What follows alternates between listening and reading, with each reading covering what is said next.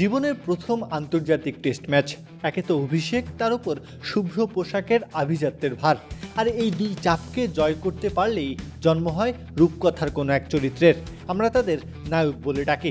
মানভ সুথার চাপকে জয় করতে পেরেছেন, নায়কের আসনে আসীন হয়ে জানিয়ে দিয়েছেন সবে তো শুরু। মুল্লানপুরে আফগানিস্তানের বিরুদ্ধে একমাত্র টেস্টে ভারতের হয়ে বল হাতে নামতেই যেন বিপক্ষ শিবিরে ত্রাসের রাজত্ব কায়েম করলেন সুথার। নিজের প্রথম টেস্ট ইনিংসেই ৬টি উইকেট শিকার করে জানান দিলেন ভারতীয় ক্রিকেটে নতুন এক স্পিন জাদুকরের আবির্ভাব হয়েছে।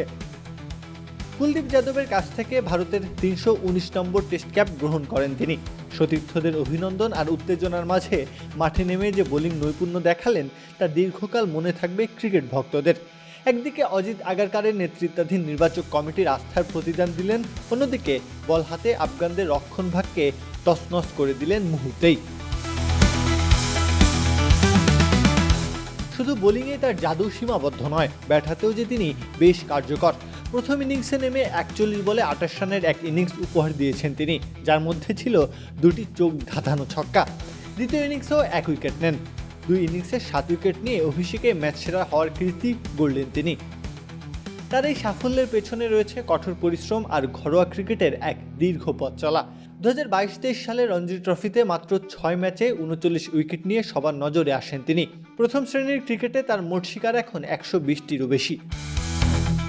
ইন্ডিয়ান প্রিমিয়ার লিগের আঙিনাতেও নিজের পরিচিতি গড়ে তুলেছেন সুথার। ২০২৪ সালের আইপিএল অভিষেক হওয়ার পর ২০২৫ সালের মেগা নিলামে ৩০ লক্ষ রুপিতে তাকে দলে ফেরায় গুজরাট টাইটান্স। ২০২৬ সালের চলমান আইপিএল মৌসুমেও গুজরাটের হয়ে ৪টি ম্যাচে মাঠে নেমেছেন তিনি। গঙ্গানগরের এক সাধারণ ছেলে থেকে আজ জাতীয় দলের ম্যাচ উইনার। মানভ সুথারের এই রূপান্তরের গল্পটি যেন কেবল শুরুর ইঙ্গিত। মুল্লানপুরে মাঠে আজ যে নতুন সূর্য উদয় হলো, সেই আলোর ঔজ্জ্বল্য কতদূর পৌঁছাবে তা দেখার অপেক্ষায় এখন পুরো ক্রিকেট বিশ্ব।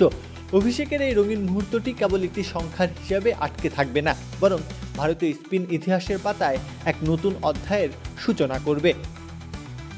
প্রত্যয় কাব্য, খেলা ৭১।